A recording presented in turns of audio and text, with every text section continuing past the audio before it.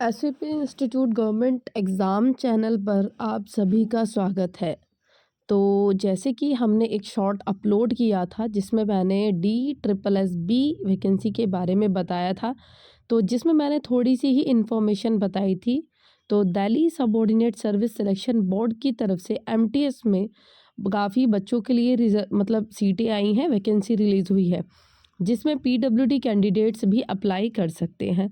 तो जैसे मैंने बताया था कि 714 जो कि 714 पोस्ट जो कि रिलीज़ हुई थी, तो उसमें फ़ीस वगैरह का क्राइटेरिया मैंने बताया था। वहाँ पर आपको एक चीज़ें भी मैंने शो की थी जहाँ पर पीडब्ल्यूडी के लिए लिखा नहीं था, लेकिन जब वैकेंसीज़ मैंने इनकी डिटेल्स में देखी तो वहाँ पर इनके लिए वैकेंसीज़ अवेलेबल है। तो डिसेबल जो कि दिव्यांगजन बच्चे हैं उनके लिए भी इस वैकेंसीज़ में काफ़ी पोस्ट हैं, तो आप भी अप्लाई कर सकते हैं।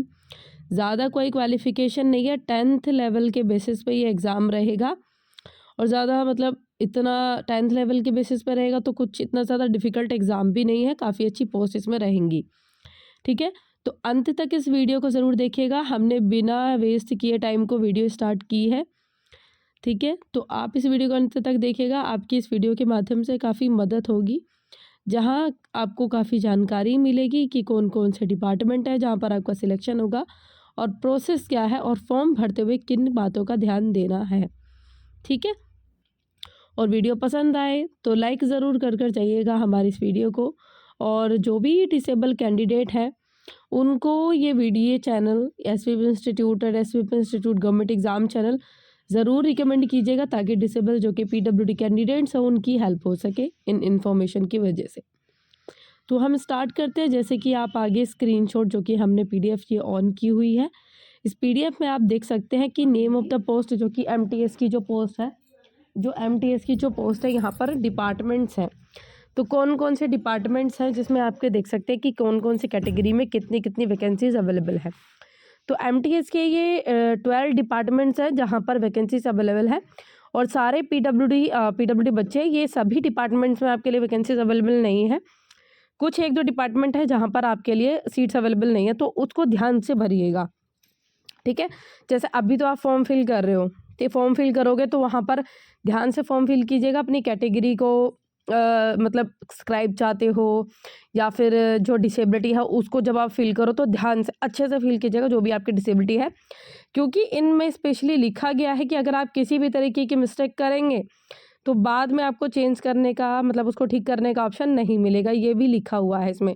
और उस चीज़ के लिए कोई डिपार्टमेंट या किसी तरीके की कोई भी कोई मतलब उसके लिए रिस्पॉन्सिबल नहीं होंगे, कोई भी अथॉरिटीज़, कोई भी डिपार्टमेंट। तो उसके लिए आप ही अकेले ज़िम्मेदार होंगे इन सब चीज़ों के लिए। ठीक है?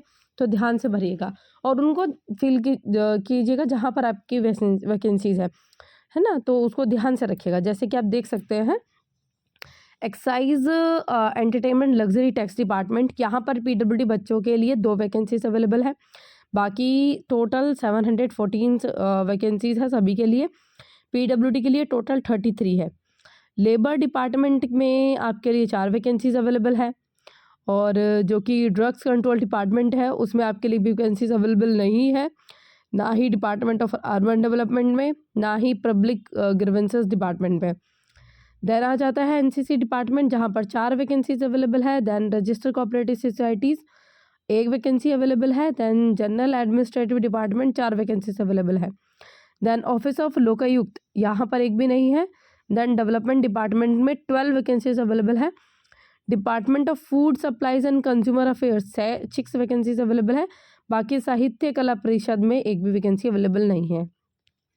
तो आप जब भी फॉर्म फिल करें तो ध्यान से फिल कीजिएगा, और जैसे मैंने आपको बता दिया था कि कौन कौन सी, अब उनके लिए डिटेल्स में भी देख लीजिए। जो पीडब्ल्यूडी कैंडिडेट्स हैं डिटेल्स में भी देख लीजिए आप कि अगर आपके लिए वैकेंसीज अवेलेबल हैं तो कौन कौन सी कैटेगरी में अवेलेबल है। ठीक है? तो जैसे मैंने आपको बताया था, एक्साइज एंटरटेनमेंट में यहाँ पर वैकेंसीज अवेलेबल थी। ठीक है? 2 वैकेंसीज अवेलेबल थी। तो यहाँ पे कैटेगरी ए में और बी में, जैसे कि आप कैटेगरी ए को आप देख सकते हो जो कि ब्लाइंडनेस से रिलेटेड रहती है। देन कैटेगरी बी जो ए बी सेक्शन है वो आपका हियरिंग से रिलेटेड रहता है। जैसे यहाँ पे लिखा है ए और बी ए से आपका blindness and low vision, B से deaf and hard of hearing, then C locomotor disability, D autism, then E multiple disability. ठीक है, तो आप इसमें देखिएगा जिसमें आपको बताया है कि इसमें अवेलेबल है। देन लेबर डिपार्टमेंट में नहीं है जी। लेबर डिपार्टमेंट में आपके लिए वैकेंसीज है, पीडब्ल्यूडी के लिए 4 वैकेंसीज हैं, ए बी सी डी सभी में एक एक वैकेंसी अवेलेबल है। देन आ जाता है आपका ड्रग्स कंट्रोल में, इसमें एक भी वैकेंसी अवेलेबल नहीं है। डिपार्टमेंट ऑफ अर्बन में एक भी नहीं है। पब्लिक ग्रीवेंसेस में भी नहीं है, पब्लिक ग्रीवेंसेस में नहीं है। एनसीसी डिपार्टमेंट में अवेलेबल है और एक एक वैकेंसीज अवेलेबल है सारी कैटेगरीज में। देन रजिस्टर कोऑपरेटिव सोसाइटीज़ में भी अवेलेबल है एक वैकेंसी जो कि ब्लाइंडनेस में है। जनरल एडमिनिस्ट्रेशन डिपार्टमेंट में भी अवेलेबल है, सभी में एक एक वैकेंसी अवेलेबल है। देन ऑफिस ऑफ लोकायुक्त यहाँ पर भी नहीं अवेलेबल है। देन डेवलपमेंट डिपार्टमेंट में भी अवेलेबल है, सभी में 3-3 वैकेंसीज अवेलेबल है सारी कैटेगरीज में। Then department of food supplies and consumer affairs यहाँ पर भी अवेलेबल है, ए में 2, बी में 2, देन कैटेगरी 1 कैटेगरी सी में भी 1 एंड कैटेगरी डी एंड ई में 1। देन साहित्य कला परिषद में भी अवेलेबल नहीं है। तो मैंने इसको आपको ये डिटेल बता दिया था कि कौन कौन सी ए बी सी डी क्या क्या कैटेगरीज में कौन कौन सी डिसेबिलिटीज़ रहती हैं। ठीक है, अब कैसे अप्लाई करना है, अब किस तरीके से आपको अप्लाई करना है। जब भी आप इसको पोस्ट के लिए अप्लाई करते हैं तो सबसे पहले आपको DSSB पोर्टल जो है वहाँ पर पहले रजिस्ट्रेशन करना होगा और उसके बाद आप इसमें बताया गया है कि ये आपको एक ही बार रजिस्टर करना है। उसके बाद अगर DSSB के द्वारा कोई भी अगर वैकेंसीज निकाली जा रही हैं तो वहाँ पर आपको रजिस्टर करने की दोबारा से ज़रूरत नहीं है। No separate registration is required for each examination conducted by DSSB। तो दोबारा से अगर कोई भी एग्ज़ाम इन के द्वारा रिलीज़ किया जाता है, कोई भी एग्ज़ाम निकाला जाता है तो वहाँ पर ज़रूरत नहीं है कि आप दोबारा से रजिस्टर करें। देन लास्ट डेट मैंने आपको बताया था कि 17 दिसंबर से स्टार्ट होकर 15 जनवरी तक ये रहेगा। And candidate advise to in their own interest to submit online application must before the closing date and not to wait till the last date। मतलब इन्हें कहा जा रहा है कि जब भी आप अपने फॉर्म को फिल करते हैं तो लास्ट डेट से पहले फिल कीजिएगा, क्योंकि लास्ट डेट पर डिस्टर्बेंस रहती है तो उस चीज़ के लिए हम रिस्पॉन्सिबल नहीं होंगे, वो आप ही रिस्पॉन्सिबल रहेंगे, क्योंकि लास्ट डेट में बहुत ज़्यादा साइट बिजी भी चल जाती है, बंद भी हो जाती है, तो ये सब चीज़ें। एंड इसमें बताया गया कि आप अपनी इन्फॉर्मेशन को भरें तो ध्यान से फिल कीजिएगा। देन एग्जामिनेशन स्कीम, क्या एग्ज़ाम का प्रोसेस है। एग्ज़ाम का प्रोसेस क्या रहता है, Tier 1 एग्ज़ाम रहेगा जो कि जनरल बेसिस पे आपका एग्ज़ाम रहेगा, जिसमें आपको 2 घंटे मिलने वाले हैं। Total questions 200 and total marks भी 200 है एंड मतलब मार्क्स एंड 200 क्वेश्चन रहेंगे जो कि 200 नंबर के रहेंगे। ठीक है, अब इसका सिलेबस क्या है, जनरल अवेयरेंस के क्वेश्चन रहेंगे, general intelligence and reasoning abilities, arithmetical and numerical abilities, test of Hindi language and comprehensions and test of English language and comprehensions, ये सब चीज़ें Hindi language and English language का भी रहेगा इसमें। ठीक है, देन क्वालिफाइंग मार्क्स बताऊंगी मैं अभी आपको आगे जब हम नीचे चलेंगे। नेगेटिव मार्किंग रहेगी 0.25 marks. Skill test, endurance test, driving test, trade test वो डिपार्टमेंट के अकॉर्डिंग रहेंगे, जिसमें डिपार्टमेंट में सिलेक्शन होता है, जिसको आप पोस्ट प्रेफरेंसेस भरते हैं वो। And most important post preferences, अगर आप जब पोस्ट प्रेफरेंसेस का नोटिफिकेशन आता है जो कि एग्ज़ाम देने के बाद आता है, एग्ज़ाम देने के बाद रिज़ल्ट आने से पहले आपको पोस्ट प्रेफरेंसेस फिल करनी होती हैं, जहाँ पर आपको अपने अकॉर्डिंग पोस्ट के मतलब पोस्ट प्रेफरेंसेस को फिल करना होता है। अगर आप इसको नहीं भरते हैं, भूल जाते हैं, डेट निकल जाती है, तो उस चीज़ के लिए भी हम रिस्पॉन्सिबल नहीं होंगे। ये अथॉरिटीज़ कहती हैं कि अगर आपने नहीं भरी है पोस्ट प्रेफरेंसेस तो और मतलब नोटिफिकेशन आई थी, आपने नहीं ध्यान दिया, तो उसके लिए डिपार्टमेंट रिस्पॉन्सिबल नहीं है, तो फिर आपको कोई भी वैकेंसीज कोई भी पोस्ट नहीं मिलेगी। Modes of selection. In case of any questions appearing in exam are held to be invalid, these questions shall not be evaluated. Marks scored by the candidate shall be calculated on protected basis. मतलब ये है कि अगर कोई भी question department की तरफ से गलत होता है तो उन सब चीज़ों के आपके मार्क्स मिलेंगे, बाकी तो आपके ऊपर। कट ऑफ मार्क्स और सिलेक्शन इन डिफरेंट कैटेगरीज में गो हायर डिपेंडिंग मतलब मार्क्स, मतलब ये कि कोई भी एग्जैक्ट कट ऑफ नहीं है, मतलब वो तो डिपेंड करता है उस टाइम के रिजल्ट के बेसिस पे कितने मार्क्स वगैरह जो हैं वो आपके आते हैं। Then candidate senior is in age, अब ये भी बताया जा रहा है कि अगर दो बच्चों के सेम मार्क्स आ जाते हैं तो किसके लिए ज़्यादा मतलब कहा जाएगा कि अच्छे मार्क्स किसके आए हैं, सेम कैटेगरी, तो जो बच्चा सीनियर रहेगा एज में उसके लिए। देन फर्स्ट नेम क्या, फिर उसके बाद अगर एज भी सेम होती है तो जिसका नेम में अल्फ़ाबेटिकली अरेंज किया जाएगा तो उनको जिसका नाम पहले आता है तो उसके अकॉर्डिंग ऐसे होगा। देन क्या है इसमें और चीज़ें, एंड ये भी बताया जा रहा है कि जब कैटेगरीज को आप फिल कीजिएगा तो ध्यान से फिल कीजिएगा।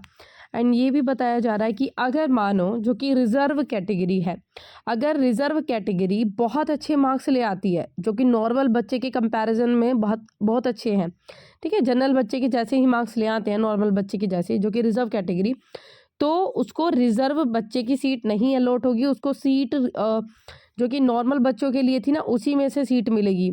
रिज़र्व बच्चों की सीट ऐसे के ऐसे ही रखी रहेगी, ये मेंशन किया गया है इसमें, ठीक है। तो जो कि मतलब अगर आप मानो रिज़र्व फॉर एग्जांपल अगर कोई कैंडिडेट जो कि रिज़र्व कैटेगरी से है उसके मार्क्स जनरल कैटेगरी वाले बच्चों के जितने आते हैं या फिर उससे ज़्यादा आ गए हैं तो उसके लिए जो सीट रहेगी वो बेटा नॉर्मल सीट ही उसको मिलेगी, रिज़र्व वाली सीट इतनी की इतनी ही रहेंगी, वहाँ से आप उनको रिज़र्व सीट नहीं मिलेगी, ये भी इसमें लिखा गया है। There will be no waiting panel under combined examination scheme and reservation benefit। अब देखिए यहाँ पर क्या रिजर्वेशन बेनिफिट है, has to select particular category when applying, मतलब ये है कि जब आप अपना करेंगे तो अपनी कैटेगरीज को ध्यान से फिल कीजिएगा। एज रिलैक्सेशन जैसे कि बाकी कैटेगरीज का रहता ही है, SC/ST का 5 years, OBC 3 years, PWD 10 years, PWD ST 15 years, PWD OBC वगैरह है 13 ईयर्स का एज रिलैक्सेशन मिलेगा इसमें। Shall be age relaxation reservation benefit वगैरह है वो आपको मिलेंगे। Reserve right to cancel modify the, मतलब ये है कि कोई भी एडवर्टाइजमेंट वो कर रहे हैं तो वो DSSB का राइट है, TSSB का, कि कोई भी चीज़ वो इंक्लूड करते हैं हटाते हैं ये सब चीज़ें। एंड इसमें ड्रेसेस के बारे में भी बताया जा रहा है, जब आप एग्ज़ाम देने जाएंगे कैंडिडेट्स तो आपके लिए लाइट क्लोथ्स पहने होने चाहिए with half sleeves not having big buttons and brooches badges flowers etcetera with salwar trouser. ये ड्रेस रहेगी आपकी, ये बताया जा रहा है इसमें किस तरीके के कपड़े रहेंगे।